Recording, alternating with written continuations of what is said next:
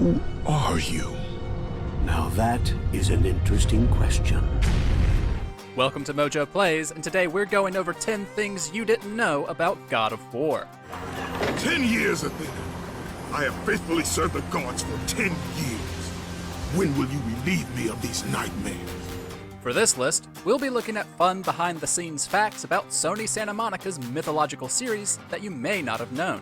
We won't be including in-game Easter eggs, as we already have a list on those. What's your favorite bit of God of War trivia? Head to those comments and let us know. Before we begin, we publish new content all week long, so be sure to subscribe and ring the bell to get notified about our latest videos. The origin of Kratos' name. I no longer walk with the gods.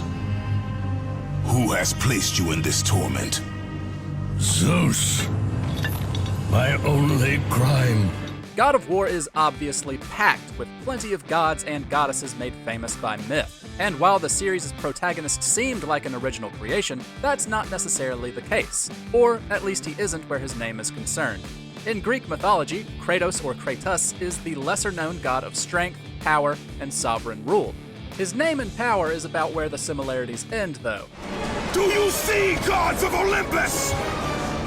Do you need more proof than this? Kratos and his 3 siblings were enforcers of Zeus, with him being the one to chain up Prometheus. But in God of War 2, Kratos is actually the one to free the Titan. We're using free in a very loose sense here. You have freed Prometheus from the torment of the gods. Censored human sacrifice. God of War. Oh, thank the gods you've come. Break these bonds. Get me out of here. Kratos has committed some vile acts over the years, often throwing anyone under the proverbial bus to reach his goals.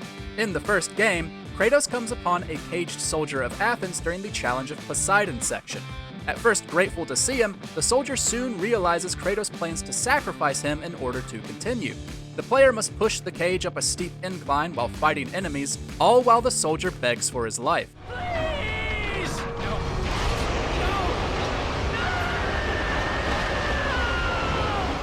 It's a pretty brutal scene, and one that Japanese and PAL versions of the game censored. In those versions, the soldier is replaced with an undead legionnaire. Not quite as impactful.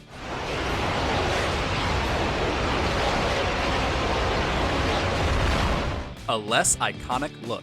I didn't come back for you.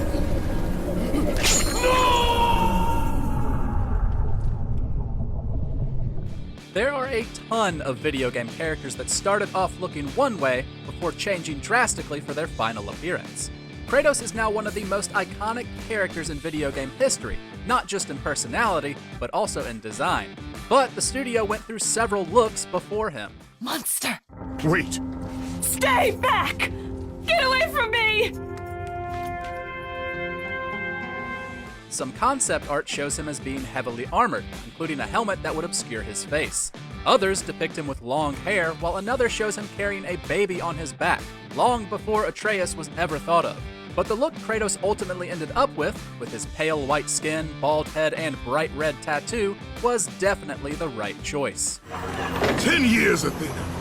I have faithfully served the gods for 10 years. When will you relieve me of these nightmares? The Grave Digger's Identity. God of War. Good, my boy, good.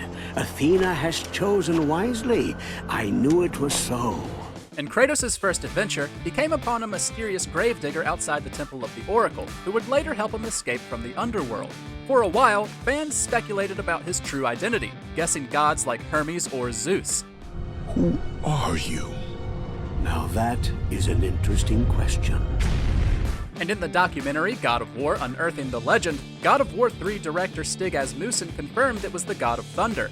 Greek mythology is full of tales where various gods disguise themselves as mortals to accomplish certain deeds. And Zeus likely didn't want his son Ares to know he was backing his rival. But how did you know I was... Athena isn't the only god keeping watch on you, Spartan. Paying homage. Call it my 13th and final labor.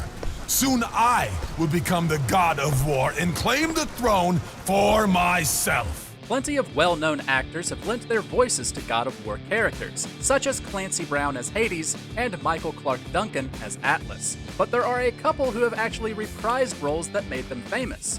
Harry Hamlin, who voiced Perseus in God of War 2, previously played the hero in the 1981 classic Clash of the Titans. My name is Perseus.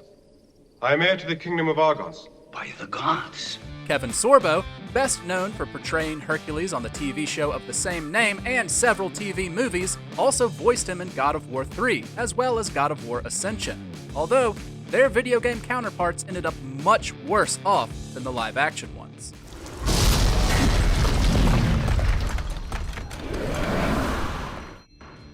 Like father, like son. The weird thing about Norse mythology is it has so many different translations, so many different interpretations that it's this very tangled web when you start researching it and trying to understand. If you follow the God of War series, Cory Barlog is a name you've likely heard many times. He's worked on the series since the very beginning. He directed both God of War 2 and the 2018 Norse entry, but he's also written for several other installments. Like everything all connects to it. Brock and Sindri have a complicated family relationship that you affect, that you change. As it turns out, the apple doesn't fall far from the tree. His father, James Barlog, is an accomplished young adult author best known for the Minnow series, and he also helped write his son's video game directorial debut. It's a good thing their relationship is much more positive than Zeus and Kratos. It did not have to be this way, my son. This path is of your choosing. The Three Wise Men, God of War 3.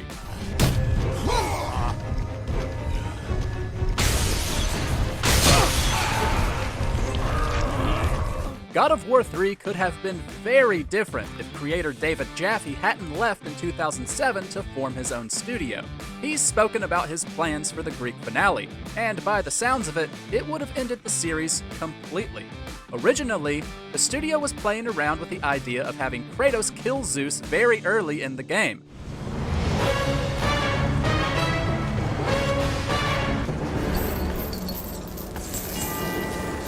From there, Norse and Egyptian gods would have invaded, causing war between the three pantheons.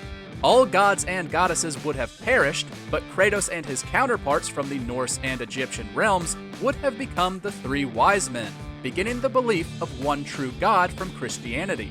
There's even a mural hinting at this in God of War 2. My vengeance ends now. A Forgotten Daughter, God of War Ascension.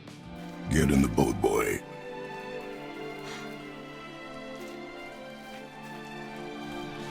Atreus was a great addition to the series, challenging Kratos as a parent while lending some much appreciated aid in fights. But Kratos was almost given another child.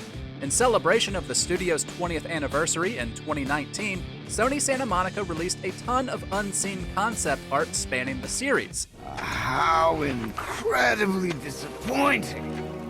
Some of it was for Kratos' secret and playable daughter, even bearing a similar face tattoo, who would have gone looking for him following God of War 3. However, when the next game in the series turned out to be a prequel, the art was repurposed for the Amazon warrior enemies of Ascension.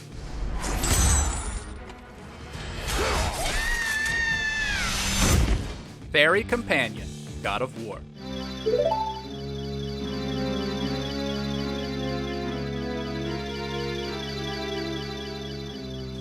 David Jaffe has revealed several elements changed between the planning stages and release of the first game. And of all of them, we wish this one could have been included the most.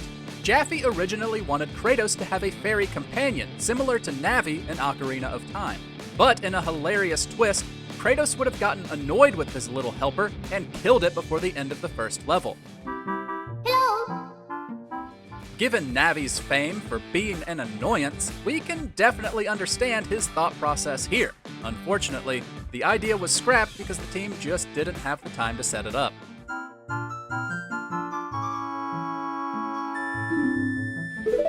Almost first person.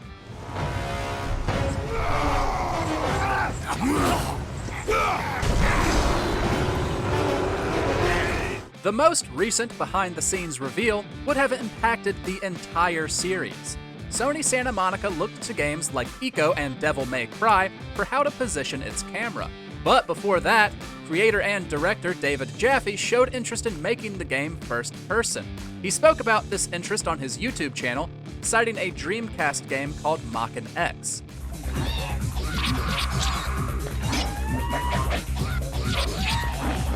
It certainly would have made the game stand out against other action games, but Jaffe ultimately felt like the view wouldn't capture the emotion, character building, and combat he wanted from the game. With Kratos' emotion and brutal combat being some of the most important facets of the series, this was definitely the right call.